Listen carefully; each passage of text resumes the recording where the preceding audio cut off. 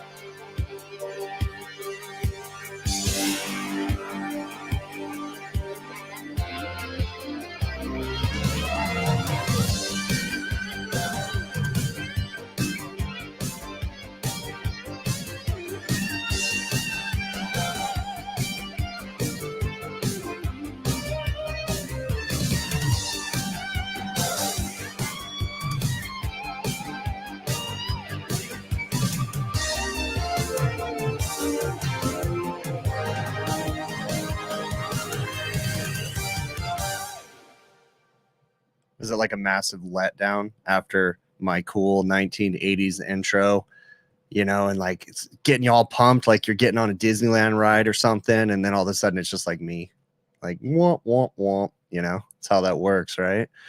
How are you guys doing this evening? I hope you guys are doing well.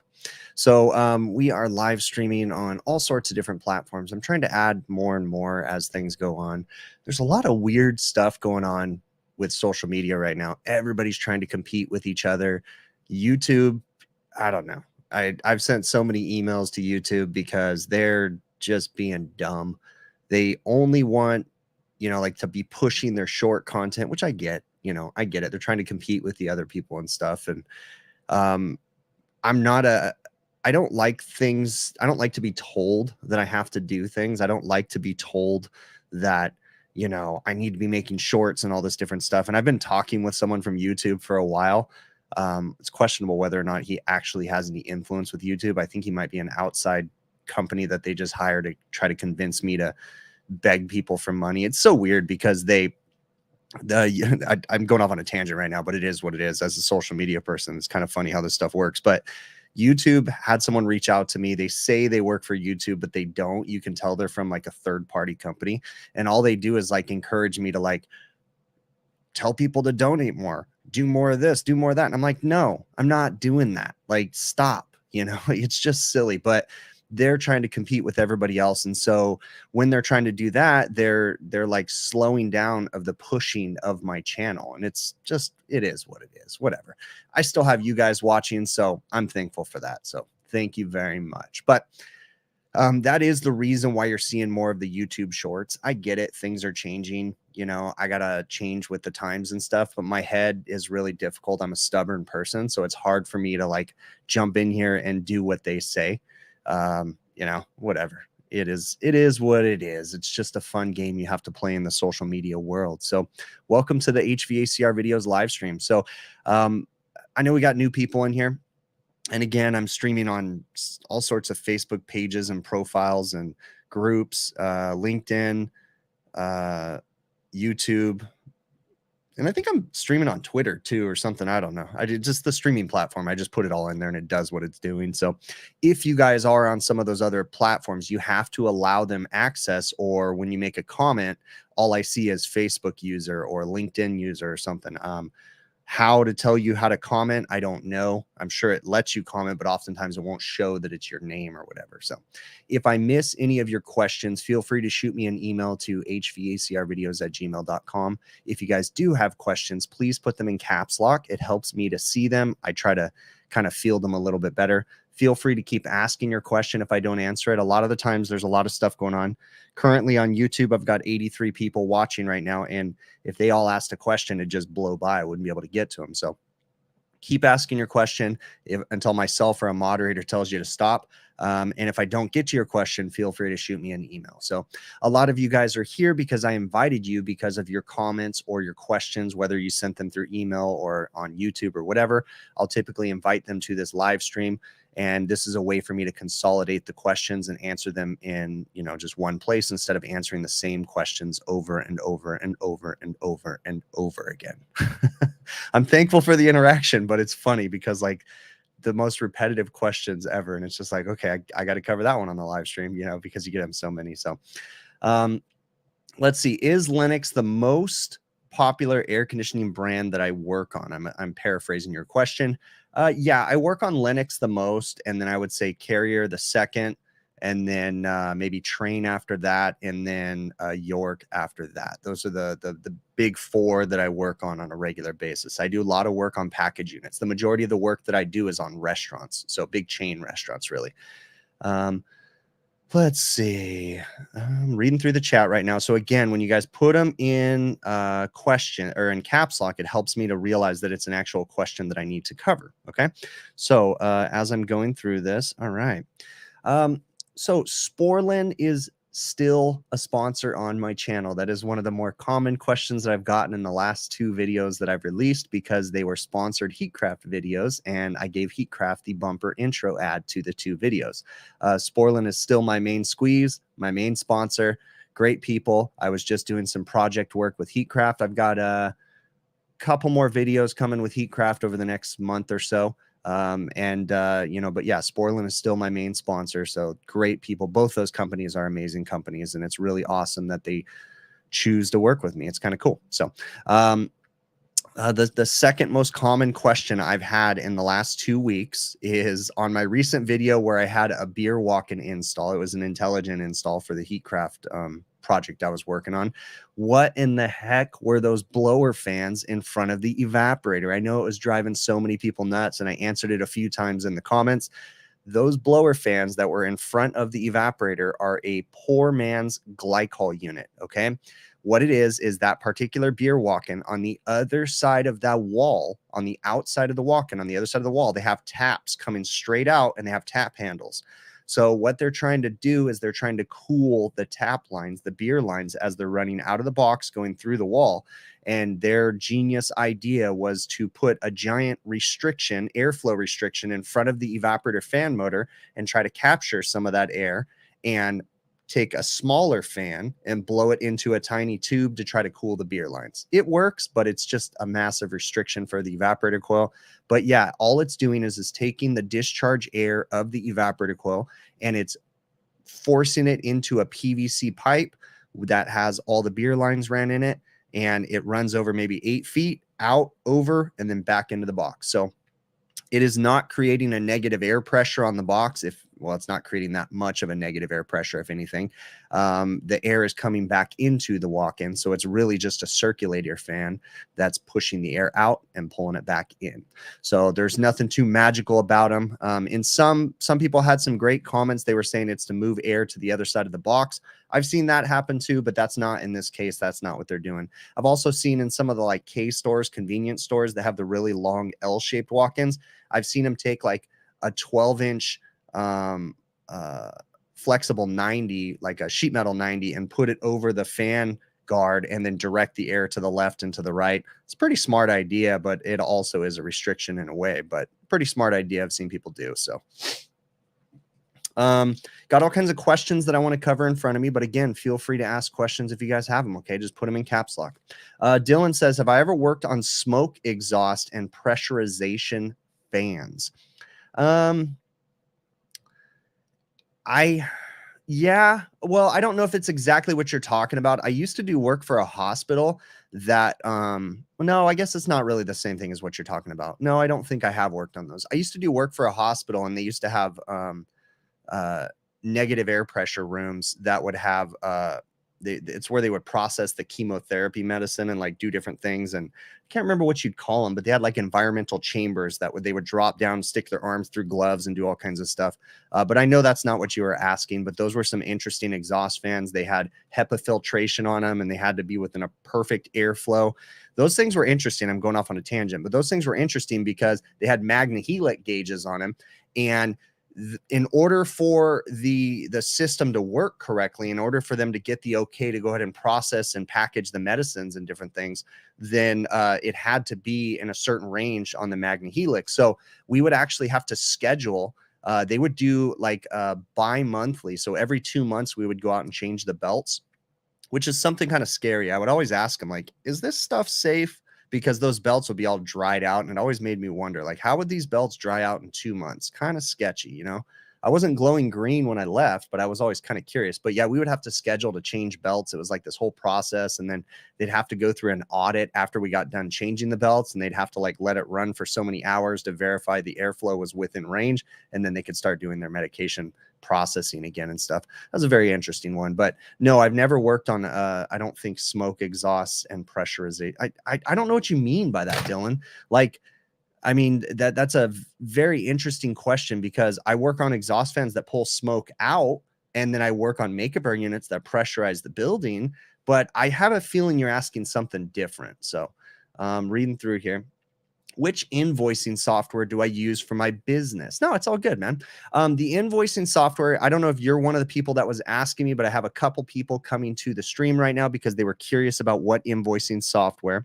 But I was working on what I have been working with is Intuit Field Service Management is what I use currently at the moment. I've used it for probably, if I had to guess, at least 10 years now.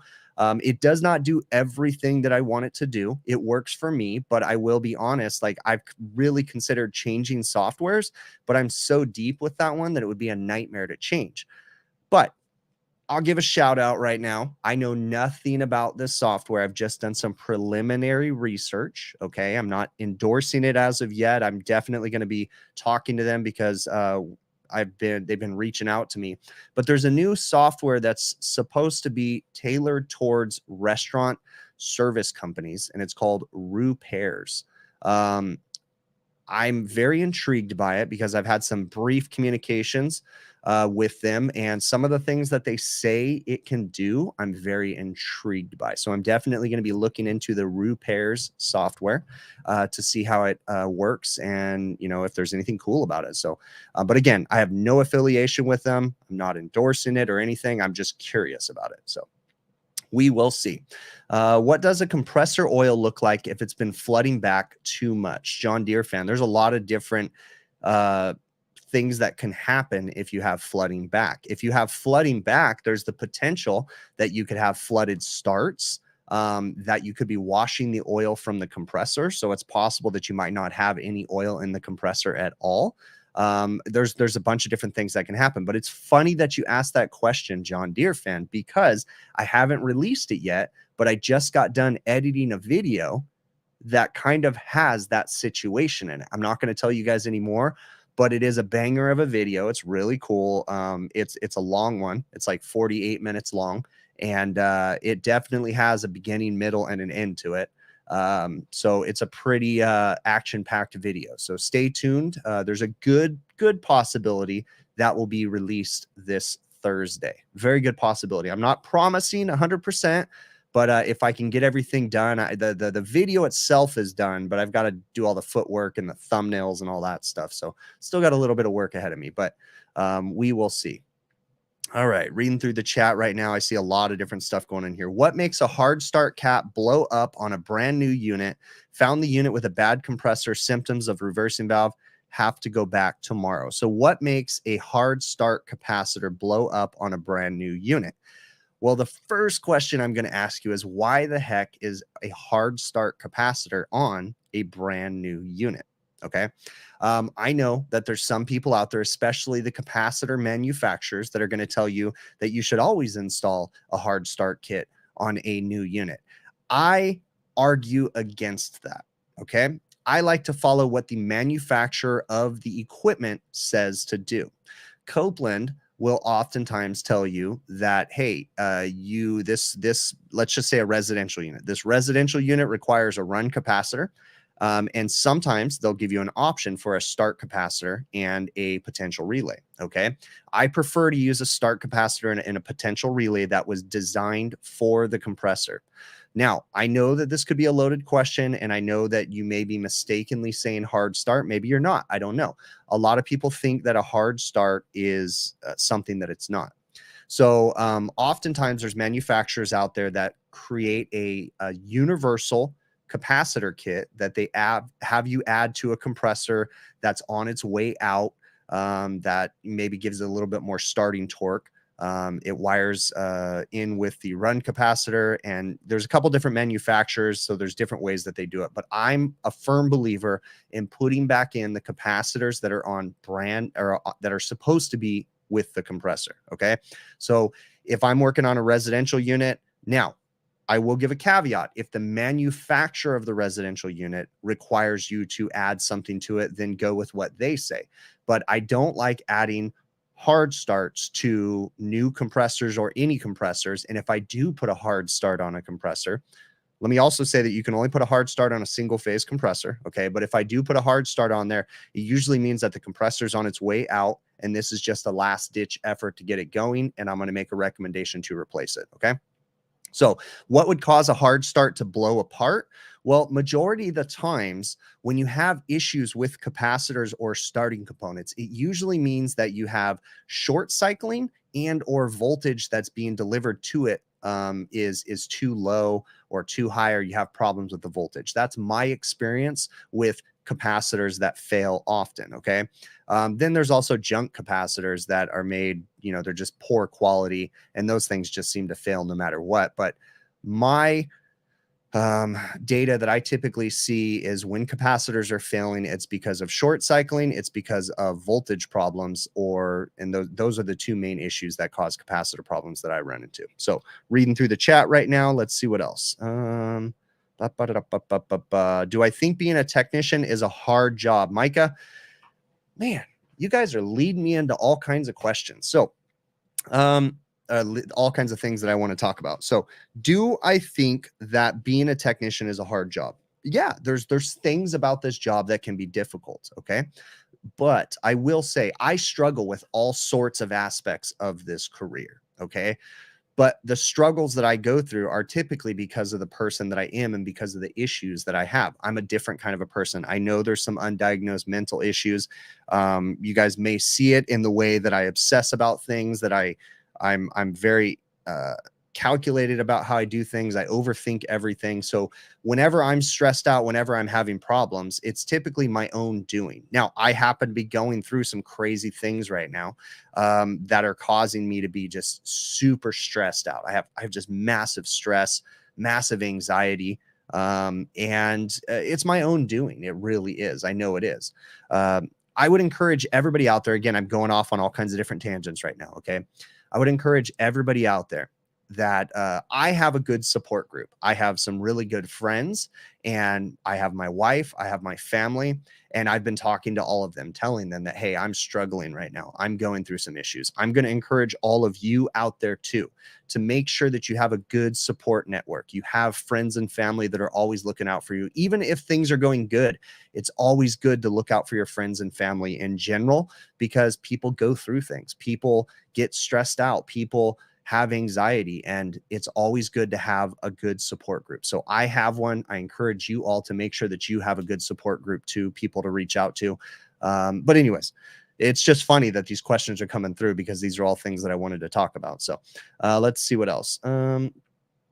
Do I think, okay, so anyways, but do I think being a technician is a hard job? Well, yeah, but I mean, it's very rewarding too. You know, I'm always looking for a challenge. I love a challenge. Now, ironically, majority of my problems don't have to do with the actual work. It has to do with the schedule and just me building my own stress. Ironically, when I'm stressed out, some of the best things that I can do is actually go run service calls, because my mind is at ease when I'm troubleshooting, when I'm diagnosing, when I'm fixing things. I love fixing things. I genuinely do. So a stress reliever for me is to actually go out and do some service work. That's kind of weird, I know, but I don't think that this is a job to be afraid of. I think that you just can't let this job take control of you. You have to make sure. And I don't buy the argument that refrigeration and air conditioning causes divorces, that it leads to divorces. I don't buy that argument, because in my opinion, and correct me if I'm wrong, feel free to send me an email and yell at me. It's all good. If you're having issues because you're working too much, that's because you're making the choice to work too much. And that's on you. That's not on the job. If your company is stressing you out because they're telling you to work too much, again, that's on you, because you have the power to leave that company, right? So don't blame the job, okay? Blame yourself for obsessing about the job and ignoring other things, or not prioritizing the things that are most important. Okay. These are all things that I struggle with on a daily. And I have, again, my support network that puts me in check, that says, hey, you're focusing a little bit too much on this. You need to step it back. And then I have to remember, okay, I have to let my pride get behind me, and I have to listen to what my support group tells me. All right. How many hours to and from work do I travel a day? Well, I don't know. I mean, where I used to live, I live very close to my office now. So I'm at work in 10, 15 minutes, no problem. Now, then I leave and I go do service calls. So, but I used to live an hour to an hour and a half away from my office. And that made for really long days. When my children were little, I would leave work. I would leave for work when it was dark, and I would get home from work when it was dark. Sometimes I wouldn't even get to say goodnight to my kids, and I wouldn't even get to say good morning to them.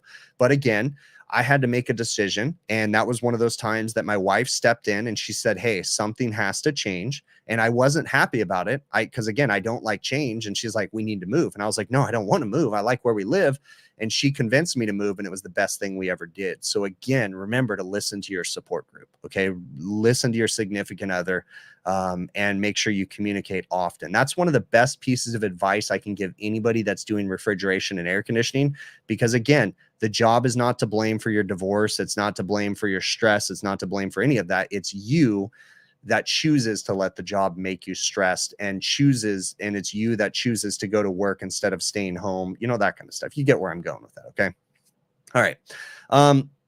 So I already answered that one. One of the more common questions that I had on a recent video too, the intelligent video, was when I was showing the NAVAC swaging tool, how it actually cracked the 3/8 liquid line. And yes, good eye on hundreds of you that caught that. Okay. It did crack the liquid line.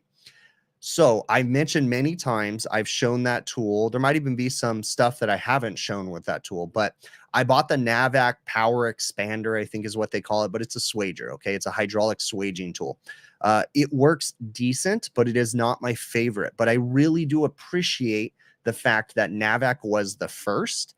And the cool thing is NAVAC is constantly evolving their tools. Okay. So with the NAVAC swaging tool, when you use it on 3/8, 1/2 inch, 5/8, it tends to do okay on 3/4 and 7/8. But the 5/8, the 1/2 inch, and the 3/8, it does not work on quarter. you have to push the button, it starts swaging, and then you have to push the button again and stop it. Then you have to release it. Then you have to turn it about 60, 40 degrees, somewhere in there, and then do it again. And you have to rotate it because it will split the pipe, especially on 3/8 pipe. It's kind of inconvenient. It's kind of a bummer, but I still like the tool. I'd still recommend people buy it. You just have to know how to use it. But I bet you anything that Hvacr is already working on a new solution for that tool. Okay. And that's what I like about them. I have no affiliation with Hvacr. I'm not sponsored by them. They've never given me anything, but I've bought all those tools that I have, or that swaging tool myself, but it's cool. I really do like it. Okay. But yeah, I did split the pipe. I did have to braze over it. It wasn't a big deal. But it is kind of funny because I think right at that moment I said, you have to be careful because it splits the pipe, and then it actually split it. So go figure, right? Let me see, reading through the chat right now, seeing what I'm missing. That bender looks awesome, Mike Henderson. Yeah, I've had the opportunity to actually use the bender. I do not have it. I just saw it at a trade show. It's pretty cool. I do have to say they did a good job on that bender, and they do have a reverse bending attachment. I know they're just starting to push that tool. I actually have it on a video of me using it when I went to the iHacky trade show back in November of 2022, and I had it in my hands, and it was in my iHacky trade show recap video where I went to the Hvacr booth and I got it on film showing myself using it. It is cool. It is a cool tool, and I probably will end up picking it up. So let's see what else we got going on in here. Hillmore Hydraulic will split 3/8 the same way, Andy. Yeah, and it's because of the way, if you look at it, it's the way that it expands, and you need to rotate it. So my good friend Adam from the HVAC Overtime show, I saw him in here a few minutes ago. He may still be in here. Yeah, HVAC Overtime. He had a good point, and he actually brought it to Hvacr's attention. So if Hvacr ends up doing this, I can promise you that it was Adam's idea. So if you guys see Hvacr come out with this, because Adam brought this to Hvacr's attention, actually brought it to Andrew Greaves' attention at the training symposium at Kalos in 2021. No, 2022 at the symposium. He brought it to Andrew Greaves' attention that on the swaging tool, there's another manufacturer, I think it's Uponor, that makes one for the PEX expanders, and theirs actually rotates the head on the inside after it expands it. It rotates it all the way through, and if Hvacr starts doing that, I can guarantee you, and you can make sure you tell Hvacr that that was Adam's idea because he gave that to them. But I'm sure they'll come up with something like that where when it's expanding, it disengages, rotates, then expands again. That would be the way for them to fix that tool. All right. Let's see. Neil Vester says you have a working freezer with a 115 volt compressor, but you use 220 is standard down there. 415 3-phase. The unit doesn't go below -10. What is my advice? That is a loaded question, my friend. I can encourage you to go ahead and send me an email to hvacrvideos@gmail.com. So you say that it's a 115 volt compressor, but you use 220. I don't understand. Are you powering it with 220, but it has a 115 volt compressor? That's near impossible unless you're using a step down transformer or something. But in that situation, again, I know there's probably a lot more to your question. Just get a 220 volt compressor with the same BTU capacity, put it in there and call it a day. I guess you'd have to do some control work too or something. But Adam, dude, you didn't need to give me a super chat. Come on, bro. That was awesome though, Adam. I really do appreciate you. And yes, Adam is my fake internet best friend for sure. Well, actually, I really don't have any real friends. So Bill, Adam, Joe, Rick, my internet friends are my real friends. My moderators in here, the normal people in the chat, you guys are my real friends, because I have a few friends that are like family friends that are my wife's friends, husbands and stuff like that. But I mean, as far as real friends go, it's Adam, Joe, and Bill for sure. Rick is right up there too. With HVACR survival for sure. So, let's go ahead and talk about this right now. The HVACR training symposium.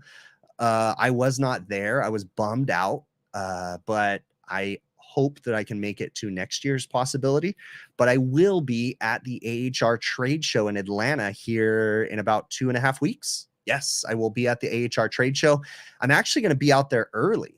So, you know, there's a possibility if any of you are in the Atlanta area, I'm actually going to be flying in on a Friday, and I don't really have a whole lot to do Friday evening, Saturday. I have some obligations on Sunday. I'm going to the HVAC Tactical Awards. I've got to do some show prep at AHR. And then Monday, Tuesday, Wednesday, I'll be at AHR and then doing stuff after the show and things like that. But, you know, maybe there's a chance we could do some sort of meetup or something like that. I believe my buddy Rick from HVACR Survival is thinking about going to AHR too. So maybe you can confirm if you are, Rick. That'd be really cool. I don't know if you're in the chat still right now. Reliable Adrian, right on, man. I think you're going to be there too, aren't you, Adrian, at AHR? So that's going to be cool too. I'll finally get to meet you, and we won't. Hopefully, your flight isn't delayed and all that stuff like it was last time. So hopefully we can hang out. I believe you're going to be at yeah. Okay, yeah. So right on. Yeah, Adrian's saying that he'll be there. So yeah, we'll try to do something, Adrian. Maybe if there's other people there on Saturday, maybe we can announce like a meetup or something like that, and we could all hang out somewhere, get some dinner, go to a bar. Rick says he'll be there on Sunday. Okay, cool. Right on. Very cool. Sweet. Yeah, it's going to be fun. I hope Pat Finley, Kitchen Chronicles, says he's going to be there. So maybe we'll do something. There's a very good possibility we'll do some sort of a big dinner. Now, we did that at the training symposium. Will Speed, another moderator of mine, reached out to me and gave us a recommendation at the HVACR training symposium in 2021. Is it 2021 or 2022? It's 2022, I think. But anyways, he gave us some suggestions from a friend of his, and we all had a big meetup after the symposium one night at a really cool place in Winter Garden. So that was cool. That was when it was in Florida. So let's see what else we got going on in here. Yeah, that's a bummer. All right, so go through my list. Cork tape, guys. I've covered that a bunch of times. I made a little short saying cork tape was invented by the devil. I really don't like cork tape. I was watching a live stream the other night with Ryan Hughes and Rick and Steve from Everything HVACR, and Adrian, you were on there too, I think. Reliable HVACR, I think too, right? Everything HVACR is Steve, right? I think it is. I think it is. But anyways, I was watching the live stream and they were kind of talking about the cork tape because I had mentioned something and someone was asking in the chat. Yeah, I'm not a huge fan of the cork tape. I really haven't. It irritates the heck out of me because you end up cutting the heck out of your hands trying to get it off in a freezer, especially on a walk-in freezer when people insulate suction lines and stuff with cork tape. It's a nightmare. But there's a few instances where I will use cork tape. The one place that in my book I give 100% make an exception for cork tape is when you're insulating the suction line temperature sensors on the smart evaporators like the Heatcraft Intelligent or the KE2 evap efficiency controllers. They require a suction temperature sensor, and the cork tape is perfect for that. That is the absolute perfect place for it, but it does not belong on suction lines. I hate when people insulate everything because it's either frozen solid and you're trying to get it off and you end up cutting your hands up trying to cut it off, or it's so hot that it's melting off the lines and just making a goopy, tarry mess. And that stuff is a bummer for sure. So, all right. I'm reading through the chat right now, seeing what I'm missing. What is my take on Sensi Predict? So it's funny. I actually have a Sensi Predict right here.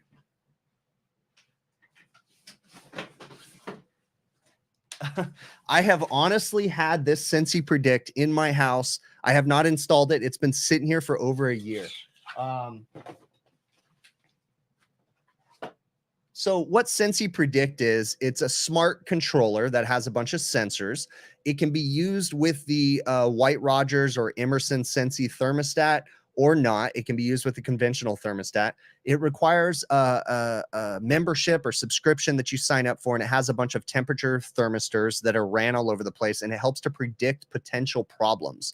So I think it's great technology.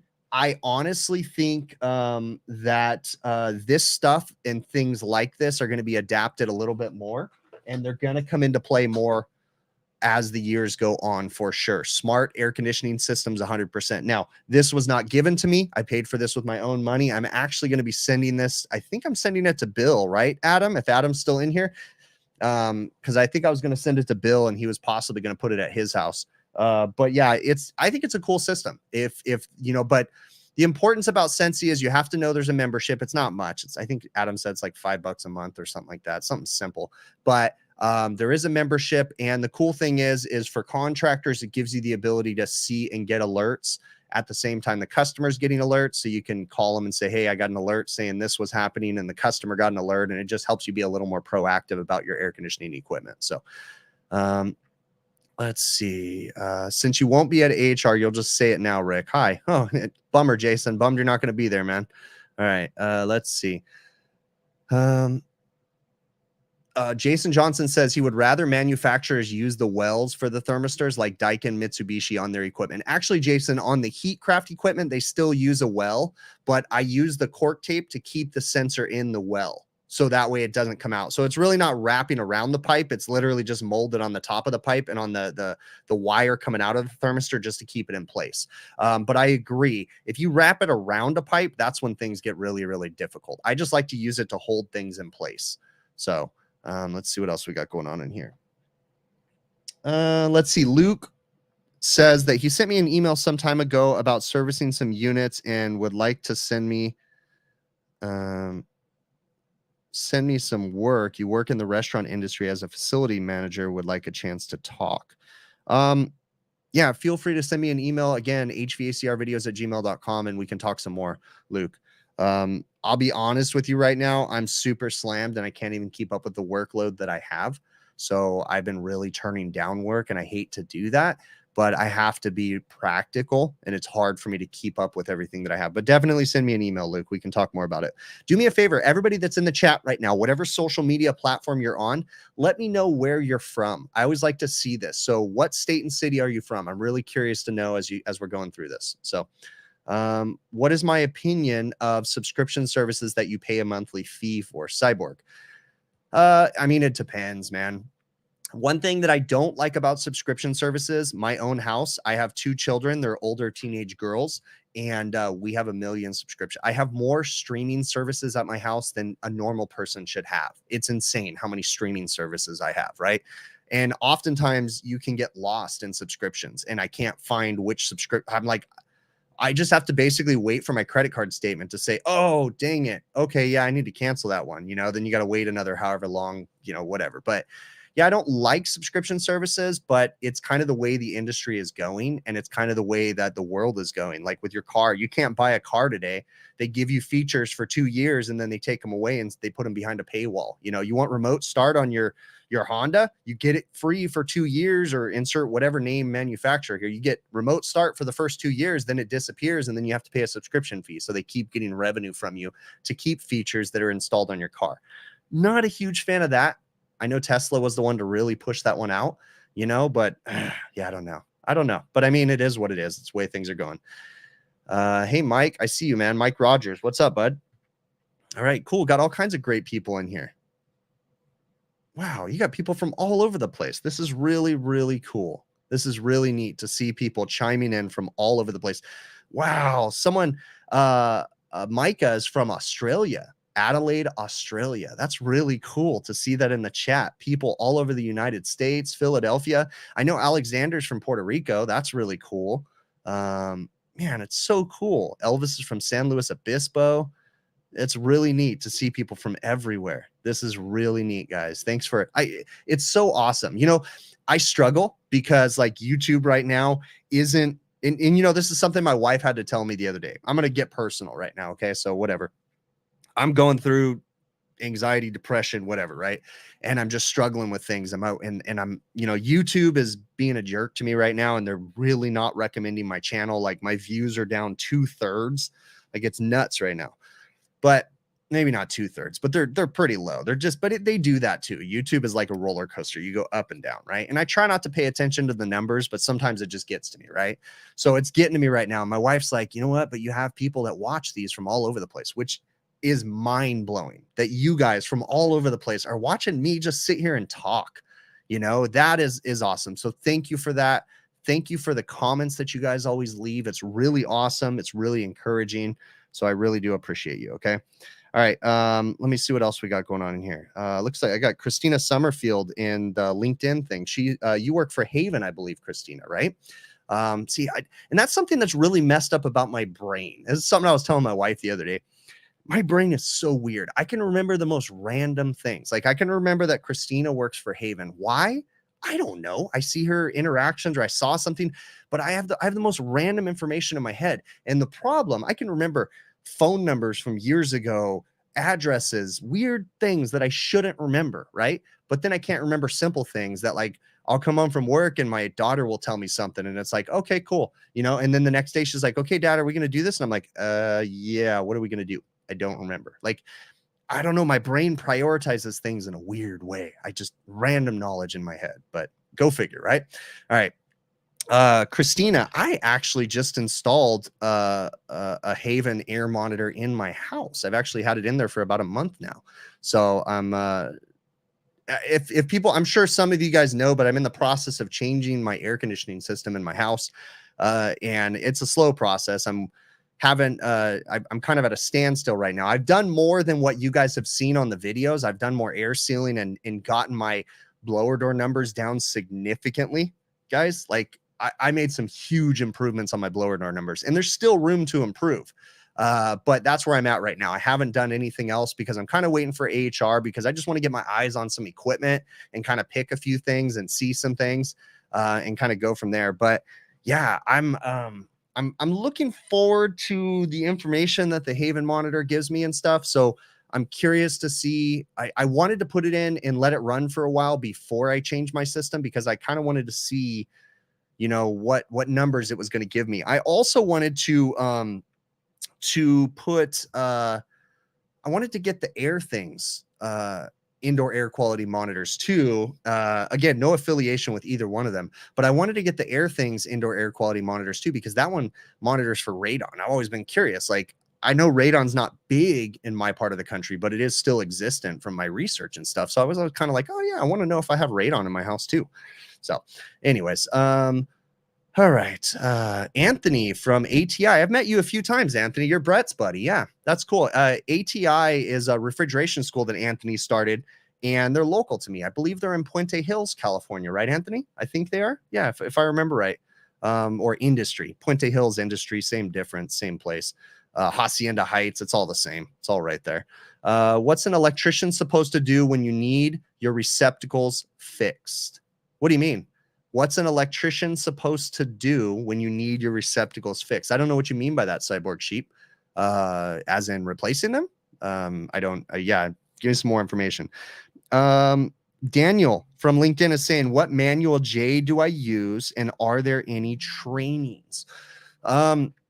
So currently don't have a manual J software that I use. Okay, I know that you can, I have the books back behind me. You can read on it.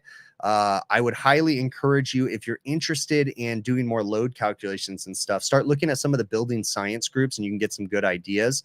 Currently for software, like for my house, the software that we're using to do the load calculation and stuff is called Quick Model. Quick Model is the software that we're using, and it links and it'll do the load calculations and do the manual J and all that stuff too, using other softwares.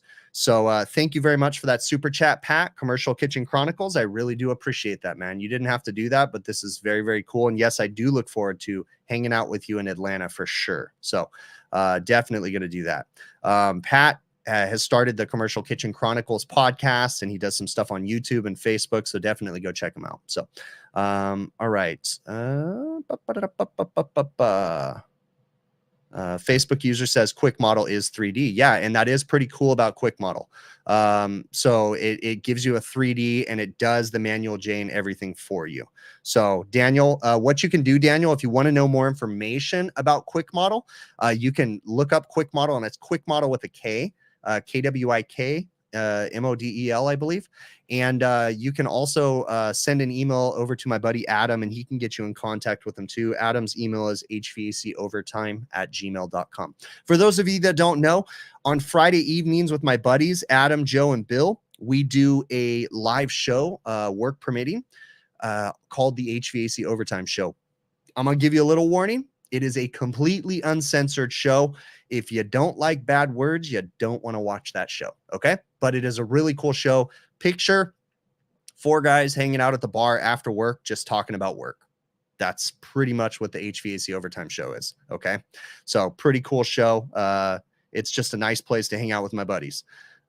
Is the chat dead on the Facebook stream, Andy? Yeah. So what you're seeing is there's not as many people on Facebook. And there's not, like, for instance, I'm looking at LinkedIn. I think there's 4 people watching on LinkedIn. I'm looking at one Facebook, my page maybe, or my profile, or a group, because I'm streaming on 3 places on Facebook, and there's 1 person on Facebook too. Right now, the main chat is in YouTube. That's where everybody's at. Majority of the action's happening in YouTube for sure. So let's see, reading in here. What kind of stuff? All right. So I talked about cork tape rescue belts. That was something I did a short on yesterday too. Rescue belts. I went out on an emergency service call for an exhaust fan not working for their fryers. They had a loose belt, severely damaged belt, and I didn't have one. It was a 4L200. So I happen to have a link belt, and it's an adjustable belt that you can make any size you want for an A grooved pulley. And I put the link belt on there. I call it a rescue belt, got them up and running. A bunch of people said, why didn't I just go to the auto parts store? Why didn't I go to Harbor Freight? Why didn't I go to Tractor Supply? Why did blah, blah, all these different places, right? Just because I only like to buy a certain type of belt. I buy an AX belt, the cogged belts. I get them from my normal supply house. In that situation, I didn't want to be there any longer than I had to. I got them up and running with the link belt. And then I was able to send another technician back there today, replaced all the belts and left spares. And we were able to put in AX belts that are cogged that'll last a lot longer. I don't like leaving the rescue belts on there. One of the main reasons, I know that the rescue belts, if they're sized right and it's the right one, some of them, they get a little wide. And I realize there's a B belt, but I'm not using the B belt. But sometimes there's pulleys and the rescue belts sit a little thick in them. Tyler, thank you very much for that super chat, man. I really do appreciate it. Again, you don't have to do that, but that is really, really awesome. So thank you, Tyler. Okay. For those that are watching on other platforms, there's people super chatting. They're donating to the stream, and it's on YouTube. So, so the rescue belts, here's the thing. I know they last because I've left them in things, but here's the problem. When you go back 3 months later and there's a rescue belt on there and you need to change it, what size is it? It's a pain in the butt when you have to try to figure out what size a rescue belt is after the fact. So I don't like leaving them on. I like putting them on and then going back with the proper belts and then being done with it. Plus the rescue belts, they're really expensive. I think my cost on like a 6 or 7 foot section is like $120 or something like that. Like, they're expensive, right? So what I do is I will put them on there. I'll get them through the weekend. I'll charge them just a fee. That's not $120. I'll just charge them a small fee on there. And then I just keep reusing the belt and I just throw it back in my truck and then go put the right belts on. And then when I got to get them through it, do the same thing. Like, I keep turbo start capacitors and run capacitors by Amrad, the multi capacitors, whatever, Turbolytic 200 and the Turbolytic 50, which is the start capacitor. Did you know that Turbo Amrad makes a universal start capacitor that you can make go to hundreds of different start caps? Yeah, they do. It's really cool. So anyways, when I put those on, they're just temporary. I put them on there, get them through the weekend, charge the customer a fee, and then go back with the right starting components as much as I can. So rescue belts for me are just temporary. If they're not temporary for you, that's okay. It's just, you know, that's just how I float, man. That's how I float. So I wanted to tell you guys something, and I'm not doing this to brag. I mentioned something on the overtime show. I was actually just going through my emails, and I just have to say, this is the kind of stuff, and I encourage you guys to do this too. Okay. I was on the HVAC overtime show, and I have multiple screens right here, and I have my email up, and I got an email during the HVAC overtime show, and I read the email like real quick while someone was talking, and I looked down and I go, oh my gosh, guys, this was the coolest email. So then I read it to the live stream. What had happened was I had a teacher. He's a special needs teacher. He teaches classes with special needs kids, and he had a young kid. I think the kid's name was Cole. Okay.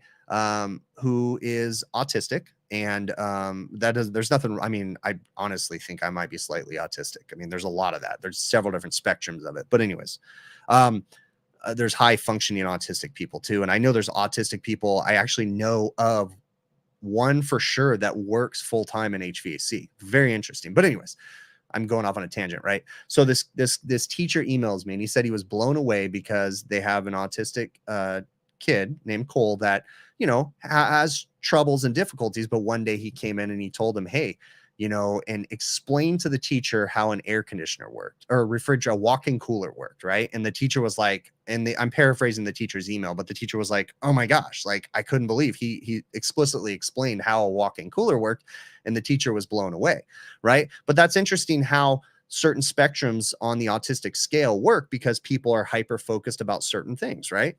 Kind of making you wonder about me, right? But anyways, teacher reached out to me, said this kid loves my videos, watches my videos from beginning to end, all this stuff. And it would just, it made me feel good. It really did. And that email came at the perfect time because, again, I said a little while ago, I'm going through a bunch of stuff right now, right? And when I get emails like that, they just make things so much better, right? Same thing. Ryan Hughes from Hughesman HVAC, he made a video montage of my channel, and it just hit me at the right time, man. So that was a great video, Ryan. If you're watching, I still can't get over how awesome that was. But anyways, so the teacher reached out to me and said this autistic kid loves my videos. So I was like, dude, and the teacher said, can he get your autograph, right? And that one hits me hard because I don't like autographs. It's just weird to me. So but I reached out to the teacher and I was like, dude, give me your address and tell me what size shirt this kid wears. I sent the kid a hat, a shirt, a bunch of stickers, and then I wrote him a little note. And then the teacher sent me a picture back, dude, with the kid with all this stuff. Like, gosh, that was the coolest thing. So I'm not telling you guys that to brag. Like, I'm telling you that because remember, right?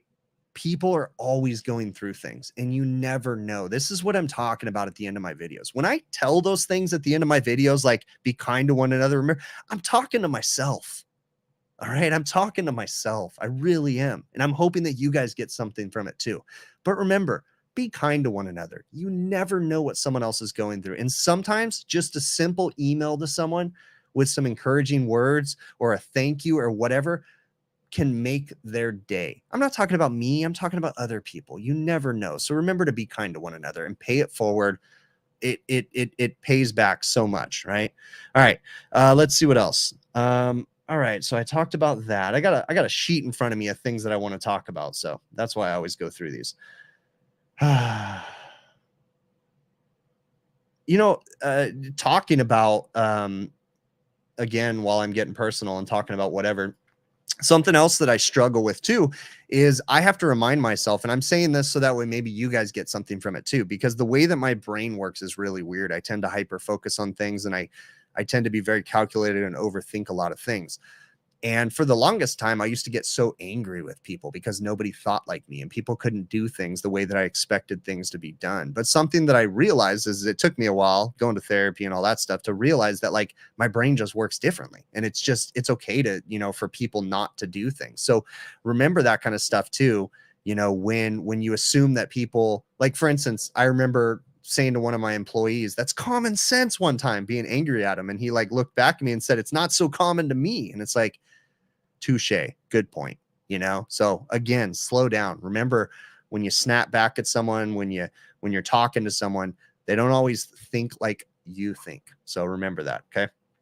I already answered that question, talked about the software. I'll talk about it again too. Currently right now I'm using Intuit Field Service Management. I'm kind of considering changing softwares, but it works. It's functional. It does everything I need to do. One thing I will say about Intuit Field Service Management, used it for over 10 years, and I can probably count on one hand how many times the software has had an outage. It's got to be less than 5 times in like 10 plus years. That's amazing. Okay. So that's one thing that really makes me think when I'm considering changing softwares is how dependable my current software has been for so many years. So, but I am considering checking out some other softwares for sure. Let's see what else.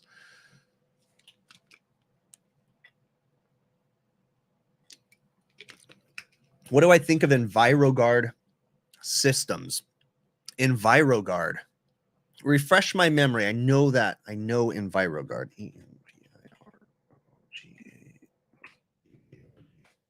Inviroguard, leading worldwide authority. I don't know what Inviroguard is. Yeah, you'll have to give me some. I've heard that phrase before, Inviroguard, but I don't know what it is, man. You'll have to enlighten me on what Inviroguard is. Southeast Texas. What's up, Kevin? How you doing, man? All right. Okay, going to my things to talk about. Francis had mentioned in my videos in one of my comments. He says he watched a lot of my videos, and he wasn't talking crap. He likes watching the videos and he appreciates them and stuff, but he was really curious how my customers think about how I don't have everything in my vehicle at all times and how I have to leave for a supply house to get certain parts. So back to when I started and when I was very young in this trade, it was, what just happened? Oh, I hit a button on my mixer and it made the volume in my headphones go up all of a sudden. It scared me for a minute.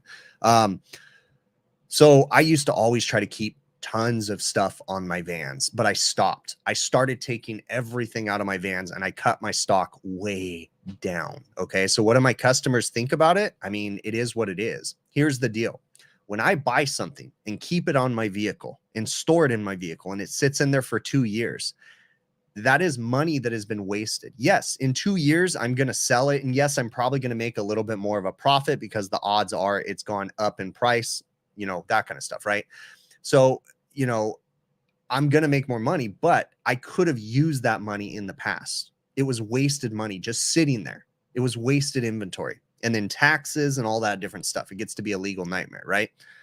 I keep the minimum amount of stuff on my truck. So lately, I keep the stuff that I use all the time. I try to keep overstock down. What happens when you keep overstock? It rolls around in the back of your truck. It just gets smashed in the back of your shelves and you end up throwing it away because it's trashed. It's worn out. It's been rolling around. The packaging's gone. I try to cut all that stuff out of my trucks and we keep the minimal amount of stock in our trucks, but we still have a lot of stuff, but we keep minimal amount. Improves our gas mileage, improves the wear and tear on our vehicles, and we're not spending as much money on random junk in our truck. So I'm very slow to buy new stuff just because there's a new brand of temperature controller out there and it seems to be the bee's knees, right? Nah, I tend to just push what I have because it works. I'm a lazy person at heart. So I keep a lot of OEM parts in my truck because I don't want to have to think too hard when I'm changing a temperature controller. I just put back what belongs in there, set it where it's supposed to be, and call it a day. Yeah, I could put in a digital KE2 temp plus defrost, but it's just reinventing the wheel sometimes. So anyways, all right. What else we got going on in here? In turn cuts my overhead down. That is correct for sure. But yeah, what do my customers think about it? They're just going to have to deal with it. I don't mean to stand on a high horse and expect them to, bow down to me. No, but I don't carry a lot of stuff in my trucks. I just carry what I need to carry in my truck. So a viewer made a comment about a walk-in freezer repair that I did. Again, very nice guy. And, he didn't mean anything by it, but he was just kind of curious because it was a really old walk-in freezer and the equipment was very old. And I think I changed an expansion valve, a bunch of parts on it. And he was like, dude, why didn't you change the equipment? Because the customer didn't want to. Here's the deal. I don't go to my customers and say, you have to do this. No. What I do is when I diagnose equipment, I go to my customer and I say, these are the parts that are bad. This is what it's going to cost to replace those parts. And here's a price if you're interested in doing so to replace the equipment. What do you want to do? And I let them make the decisions, right? And then they choose to repair it because it's $500 cheaper. Well, here's your sign, because then I repair it and it breaks down 6 months later, and then I get to sell them some more parts. So I'm not over there to preach to my customers. I give them the information and I let them make the decisions. I will give recommendations like, hey, I really suggest that you consider replacing this equipment.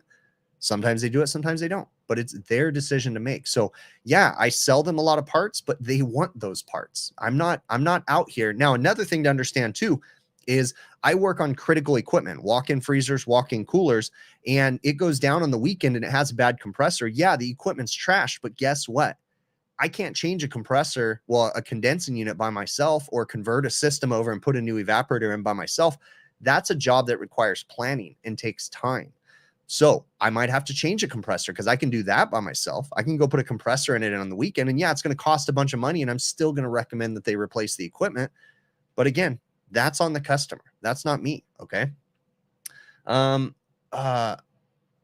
This is a very interesting name, and I don't know how to pronounce it. Navjot, Navat, maybe. Very interesting. I like that name. I'd really like to know how it's pronounced. Very, very cool. I like unique names. My children both have unique names or unique spellings. That's something my wife and I both have always loved, is just things that are unique. So I always like interesting names. But anyways, he asked a question, how much refrigerant, like how does he calculate? And he was talking about my intelligent heatcraft video that I just did. He was saying, how do you calculate how much refrigerant to put into a walk-in cooler? Well, it depends on the design of the equipment. So the long answer is, it depends on what size refrigerant piping it has, liquid and suction. It depends on what size the condenser is and what type of materials it's made out of, tube and fin or aluminum microchannel. And it depends on the controls and components in the system. Like there's a lot of answers to that, but the short answer is lean on the manufacturer of the equipment, make sure it's designed properly, make sure that the condensing unit and the receiver are sized appropriately for the line set length and the evaporator size. And then your system should hold the correct amount of refrigerant in the receiver. You can tend to add more refrigerant than the system needs, but if the system was designed properly, if you filled the system up to 3/4 of the receiver when the system was pumped down, you theoretically should have enough refrigerant, because that's the maximum amount of refrigerant that you can safely put into a system. But I understand that's more than the manufacturer probably recommends. Okay. So, because oftentimes we oversize our receivers for whatever reasons, or you might pick an off the shelf receiver that holds an extra 5 pounds of gas or something like that, right? Because of what you need for the system. So you don't always just want to go and fill up a receiver, but it would really depend on the internal volume of the liquid line, the suction line, and the capacity of the system and the size. I mean, so hopefully I answered your question with a bunch of other random questions. So let's see what else we got going on in the chat. Transit Biker says, what were those ducts for that beer walk-in in front of the evaporator?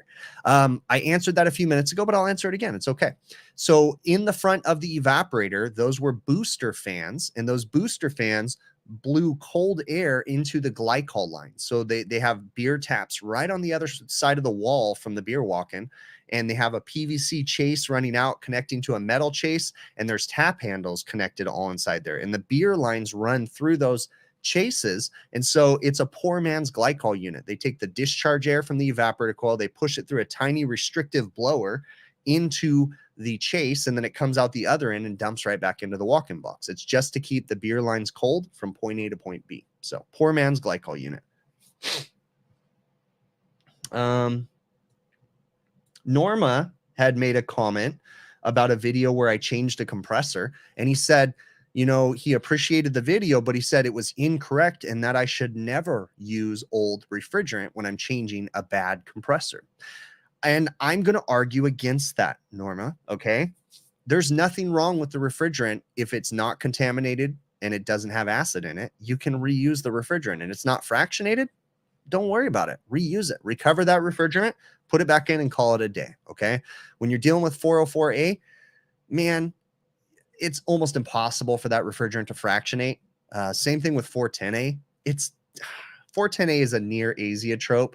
404A, I mean, people argue and complain about fractionization, but I mean, honestly, I don't think I've ever really seen fractionization.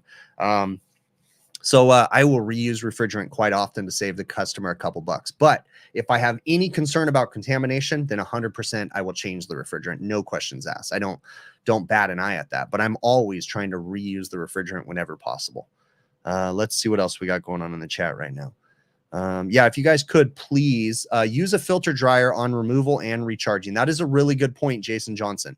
So I do not always use filter dryers.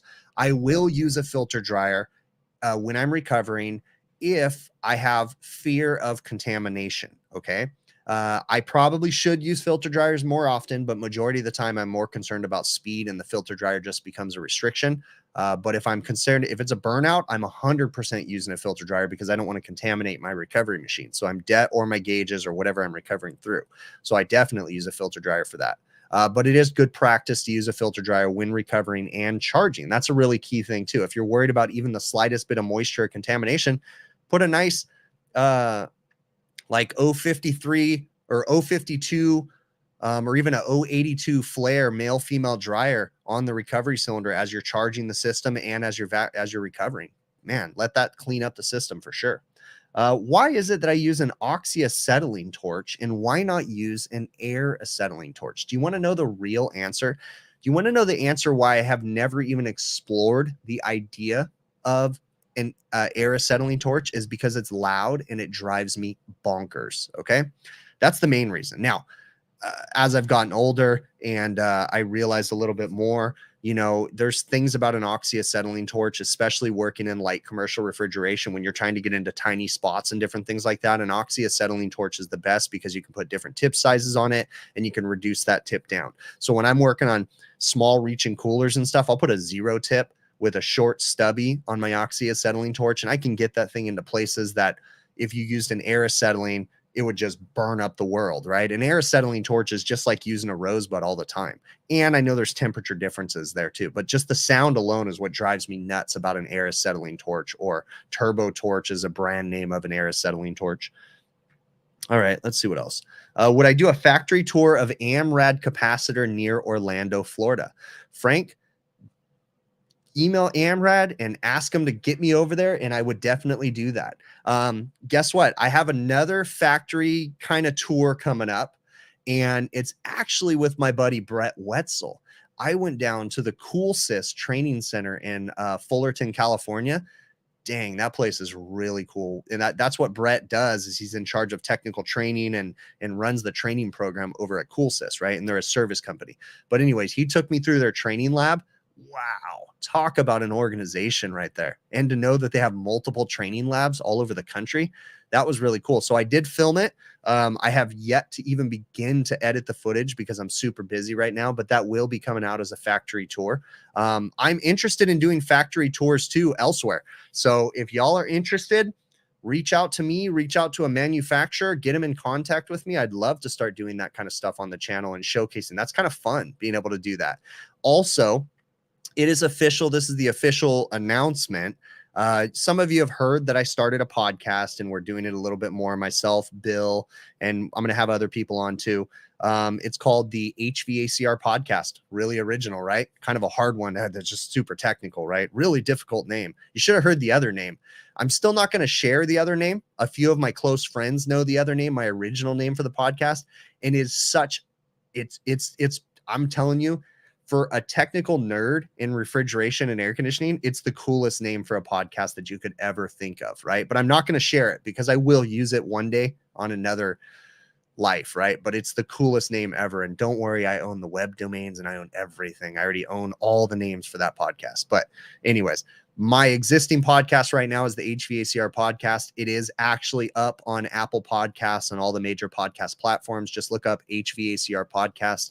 I figured all that stuff out this week too. So we will be pushing hard with that. I've got some interviews scheduled at AHR.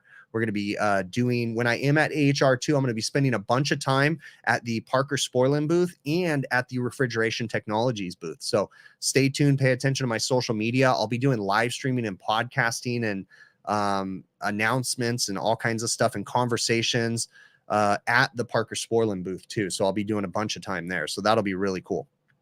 Let's see what else. But yeah, check out the podcast, HVACR podcast, on all the podcast platforms. So we'll be putting more stuff out there. Let's see what else we got going on here.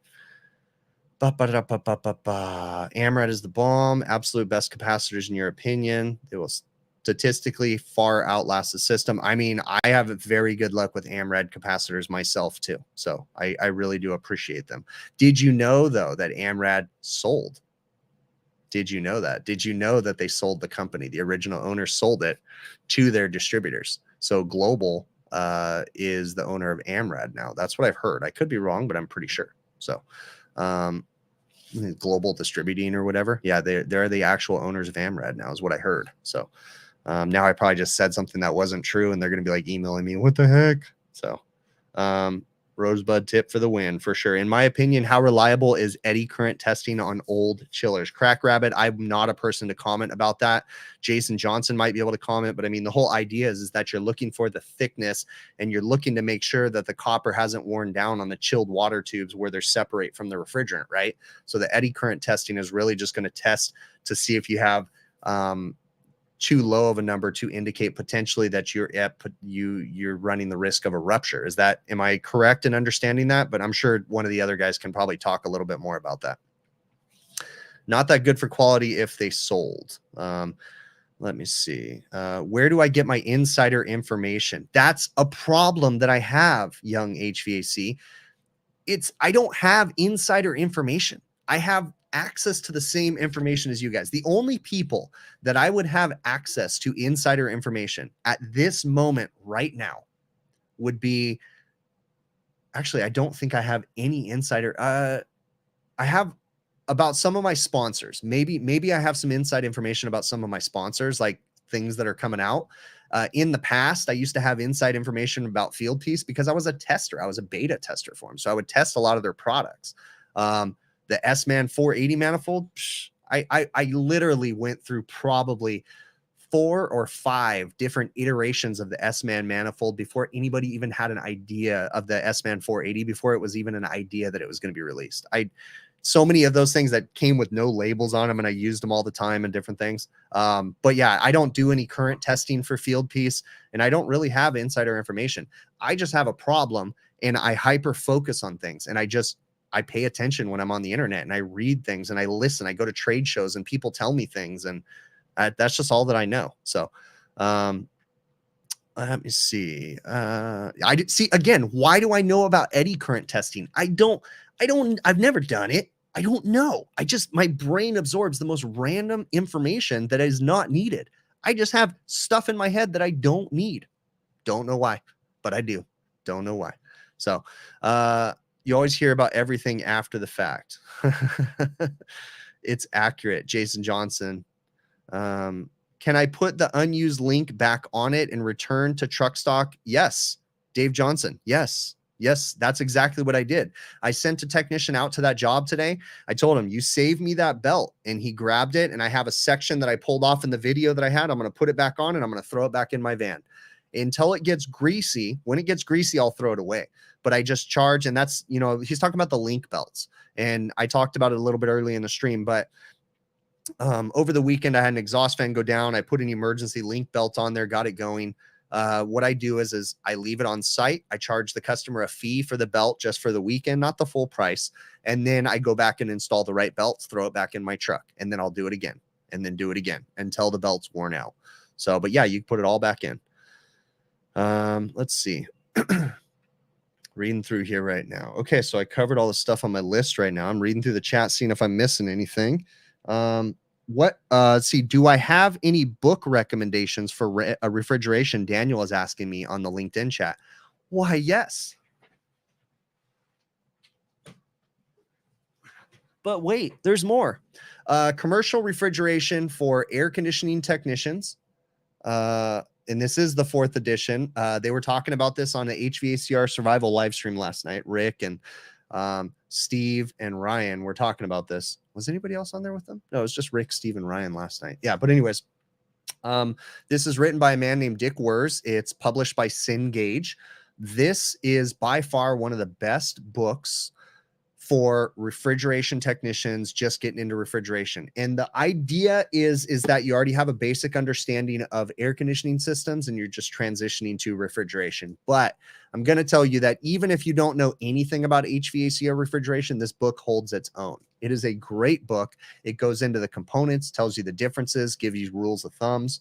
And I do have to say, I don't know if I've ever said this like on a live stream or something. I got to give Dick Wurz credit because he actually mentioned me in the forward of this book.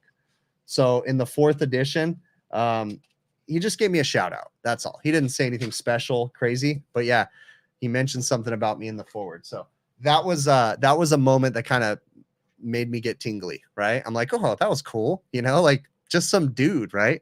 That's awesome of Dick Wurz. He's a really nice guy. Met him. I think I met him 2 times and hung out with him at the symposium like 3 or 4 years ago. One of the HVACR training symposiums. I think the first one. Yeah. Hung out with him there. It is really cool. So Dick Wurz is a really nice guy. Definitely want to get that book. I highly suggest you guys all check it out. Look at that. My buddy Trevor Matthews is in here. So Trevor Matthews, Peter Smart, thank you very much, my friend. That is amazing. You threw me off guard, bud. Thank you very much, Peter Smart. I really do appreciate it. I'm very humbled by that. You gave a super chat for those that aren't watching on YouTube, and that was very nice of you, Peter. Thank you so very much. So Trevor, he says, Trevor and I are going to be doing a podcast at AHR. That's right. We are going to be doing a podcast, and I'm going to come over to the podcast pavilion and be on Trevor's podcast together. So that is going to be awesome. I'm looking forward to that. And then I believe you're possibly going to come over to the Sporlin booth. Adam, come on, bud. That was really nice, Adam. You don't need to do that, Adam. Thank you, bud. That's really cool. Another super chat. Yeah, are you possibly going to come over to the Sporlin booth for a little while too, Trevor, I think, and do some time over there? So that'll be cool to hang out with you. And we're going to hang out, and there's going to be so many great people at AHR. I'm really looking forward to it. So this is going to be awesome. Yeah, it's really cool, all this support. Thank you, everybody. How long have I been a technician for? I grew up working for my father. So from elementary school through junior high, I worked the summers. Then high school. Right after high school, I actually didn't work for him, and I went to work for a body shop working on cars, fixing cars and dents and all that stuff. And then officially came to work for my dad in about 2002. A year after high school, because I graduated in the summer of 2001. Peter Smart, again, thank you very much for that super chat, man. That's awesome. You guys don't need to do that, but thank you very much. You're making my night. But started working for my dad in 2002. We partnered together a couple years later, and now we run the company together. My dad doesn't work anymore, but I have officially like actual technician since 2002. But again, I grew up in the trade. I got all kinds of stories of getting yelled at while sitting on my dad's bucket. Hold on. Where's this at? Gosh darn it. I was looking for a prop right here. If I can find it. Well, shoot. I don't know what I did with it, but I had a Maglite flashlight right here. Huh. Anyways, I have a story of, I remember getting yelled at by my dad because my dad would have a 4-cell D Maglite. If you guys know what that is, it's super long. Adam, again, thanks, bud. You didn't need to do that, man. But anyways, I used to have him hold my dad's flashlight sitting on his bucket. And think about it. You're like 7, 8 years old, and I'm holding the flashlight while my dad's working in a reach-in refrigerator. And then, oh, look at that. And I start looking around, and then my dad can't see. And I remember getting yelled at about that. Like, I have all kinds of funny stories. But yeah, you guys are awesome with these super chats and these super stickers. Thank you very much. Let me see what else. I can't. Pat, again, you guys, thank you very much. You don't have to do this, but thank you. Thank you. Thank you. Thank you. You guys are making me blush over here. Come on, making me blush. Oh, geez. Mike B says he got hit in the head with a 4D Maglite. Actually, I believe LAPD, Los Angeles Police Department, used to have all of their officers used to carry the 4-cell D Maglites, and it became a company policy that they couldn't carry those anymore because too many people were getting hurt with a Maglite. So yeah, true. All right. Did I build my computer, or is it a pre-built? The Crack Rabbit. Boy, did I build it. So here's the story, Crack Rabbit. My friend Ike, he's in my Discord server. I actually have a Discord server that I really need to be part of. Peter Smart, again, bud. Thank you, bud. You guys are awesome with these super chats. Okay. So anyways, there's an HVACR videos Discord server. If y'all are interested in the HVACR videos Discord server, shoot me an email, hvacrvideos@gmail.com. I'll get you the Discord invite. I'll get you over there. Now, let's be fair. I am not in the Discord server like really at all anymore. Okay. There's a whole group of people though that watch my videos, and they have the whole Discord server. It was built by my buddy Ike. Ike is in the chat sometimes. I don't know if he's in here tonight, but anyways, Ike made it for me. And Ike is, I call him my computer kid, right? He's a computer dude, but he actually does HVAC now. So Ike started communicating with me when he was still in high school, and he was just watching the videos, and then he actually got into the trade. So now he's an HVACR service technician. But anyways, he started as just a computer kid helping me out. But he guided me through building my own computer. I did not know how to do it.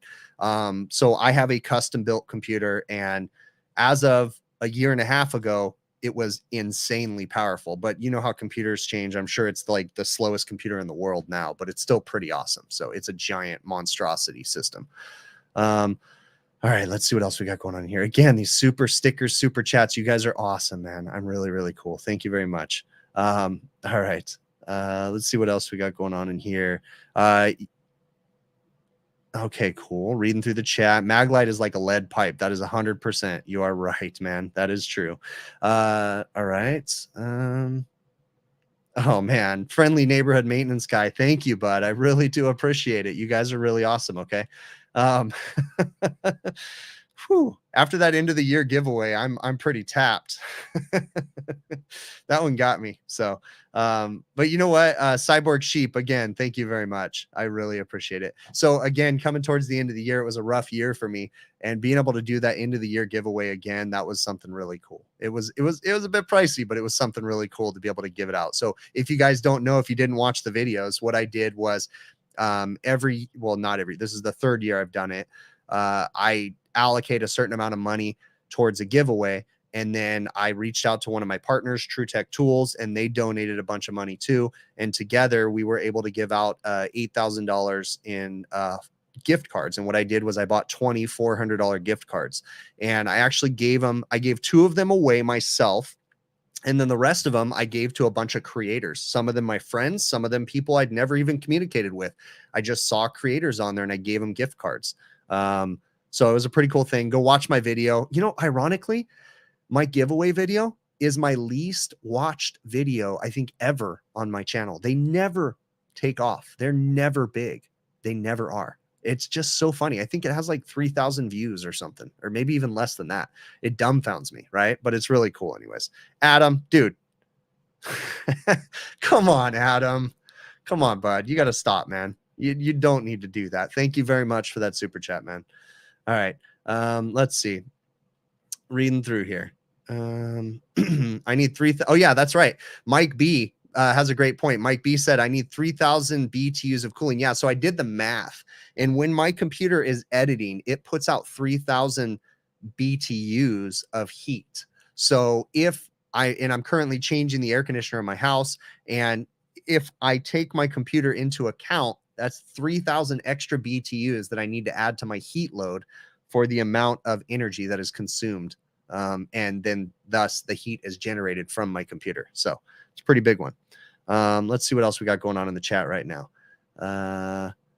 Dinner is on. Yeah.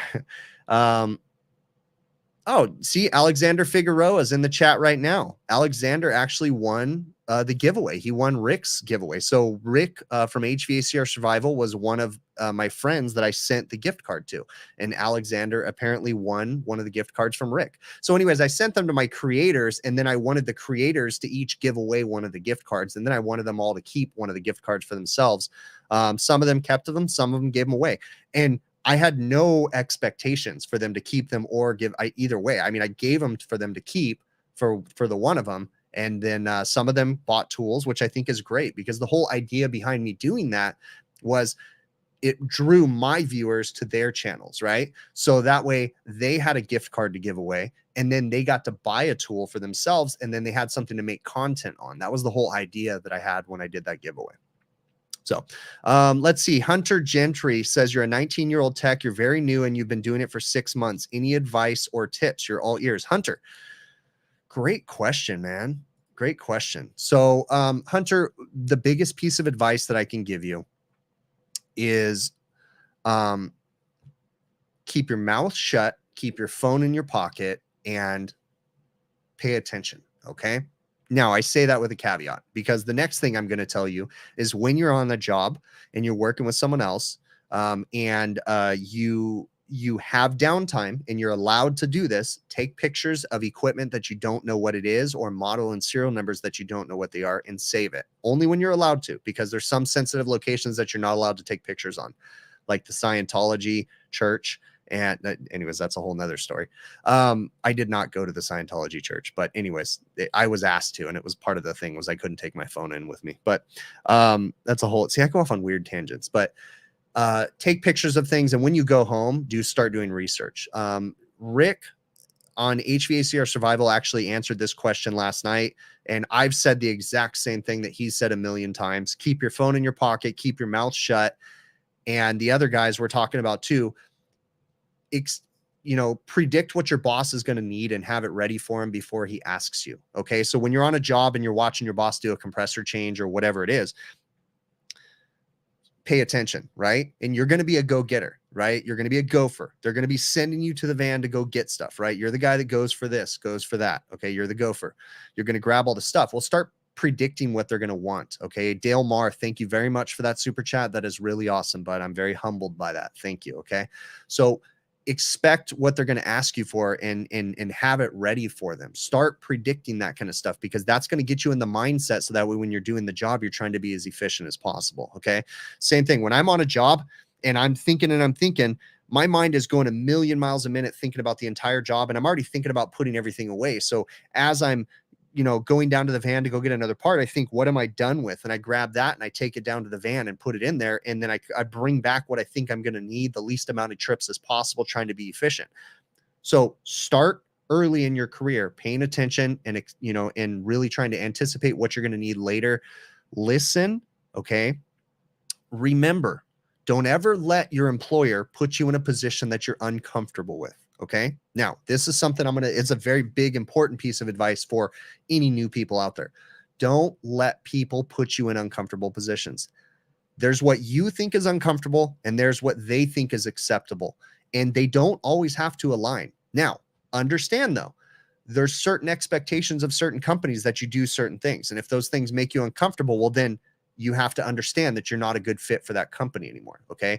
But the main reason why I'm saying that is don't let people put you in situations where you could possibly hurt yourself, where you could, you don't feel comfortable fixing a certain piece of equipment.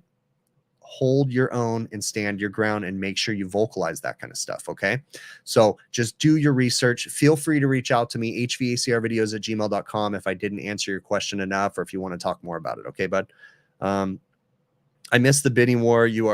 Oh yeah. Thank you very much, man. You guys are awesome. Not sure if I noticed a pickup in commission from TrueTech, but it's probably been from you because you've been ordering a ton of tools using my discount code.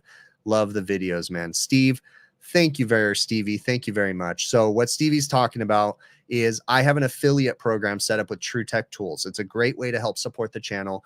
If you're interested in purchasing any tools, look around, check out TrueTechTools.com. If you like what they have, if they have good prices, whatever, use my offer code, big picture, one word. And what you do is you actually get an 8% discount on checkout, and I get a small commission from that. So it doesn't work on every item on their website because there's certain manufacturers that don't allow for discounts and different things like that. But for majority of the items on there, if you use the offer code big picture, you'll get an 8% discount on checkout, and I get a small commission. So it's a great way to help support the channel. So let's see what else. Thanks for mentioning that, bud. I really appreciate it. Ike is in here right now. Look at that. Ike HVAC. So Ike is who we're talking about. Ike is the person that made the Discord server and the person that basically told me, he was like my tech support, like walking me through the silliest things when I was building my computer. So Ike's my good buddy. If you're interested in joining the Discord server, you want to find out more information, shoot me an email, hvacrvideos@gmail.com. I can shoot you guys over a link to the Discord server so that way you can join if you want. So let's see. Do me a favor, guys. Smash the thumbs up button, whatever social media platform you're watching on, LinkedIn, Facebook, YouTube. Smash the thumbs up button. It really does help the streams, and it helps the algorithms and all that stuff for me to see what's going on. BRN MCC01, thank you very much for that super chat, man. What is my favorite swaging tool? You're looking into getting something better. Okay, so that's a great question. I talked about the NAVAC swaging tool, which is the power expander. It's battery operated earlier in the stream. It's a battery operated swaging tool. It's really cool. My next favorite, I'm not even going to say the NAVAC's my favorite, because the spin swage is right there. The spin swage and the NAVAC both have great things about them, and they both have flaws about them. So it's either between the spin swage or the NAVAC. So a spin swage, if you guys don't know, is a little attachment. It looks like a funky looking drill bit, like a dull drill bit that's flat, and it swages the pipe. They also make one that flares the pipe. There's another manufacturer, Rector Seal, that makes one too. The Rector Seal one fits in an impact gun, which I really do appreciate. But the flaws of the spin swage is that the drills oftentimes, the drills don't spin fast enough. Most drills cap out at about 1800 RPMs or 2000 RPMs. And oftentimes the spin swage requires more speed to generate the heat in an efficient amount of time to anneal the pipe. So that way the swage bit can go and open it up and do what it's supposed to do. So that's one of the flaws. And the Rector seal, when they came out with theirs, it goes in the impact, and the impacts tend to spin at about 2000 RPMs, sometimes 2200 RPMs. And the impact was kind of revolutionary with the spin tool. But what I'm starting to notice in the Rector seal one is that if you do anything, it puts a nasty burr on the inside of the pipe. Now, we tend to not see this as much on the spin swage brand, but the Rector seal brand, when you go in 1/4 inch, you have to ream out the inside of that pipe at the butt end of that swage because there's going to be a bunch of gunk in there that's going to plug something up. But my one of my technicians told me, because I stopped using the spin swage years ago and started using the Rector seal ones, and he told me he's not seeing that with the spin swage, but the spin swage doesn't fit in an impact though, so that's the weird problem. But the Navac power swaging tool, that's good, but it doesn't do 1/4 inch, and it splits 3/8, 1/2 inch, 5/8 if you don't rotate it. So there's goods and bads about both. Let's see what else. Oh damn, friendly neighborhood maintenance guy spilled his beer. Bummer, my friend, bummer. So let's see what else. Some people are saying spin swage is the best. I see that. Hillmore, the Hillmore makes the hydraulic hand pump swage. Let's see. Reading through here right now. I would like, that's another thing too, as far as, because I'm streaming on 3 different Facebook, like a Facebook group, the Overtime group, my Facebook page and my Facebook profile. I'm streaming on LinkedIn and YouTube. I want to get Instagram and TikTok into there too, but I got to figure those ones out because those won't go through a streaming software. So, but I want to start doing more social media stuff. YouTube's kind of being a jerk right now, so I want to start putting more stuff out on other platforms too, because YouTube is just really irritating me how they're not promoting my content right now. So let me see. Well, everybody, I really, really appreciate y'all. And it is time for me to go ahead and wrap this up because I need to go eat some food. So I am going to cue up the outro music. I really, really appreciate y'all. And I am going to catch you guys on the next one here. Okay.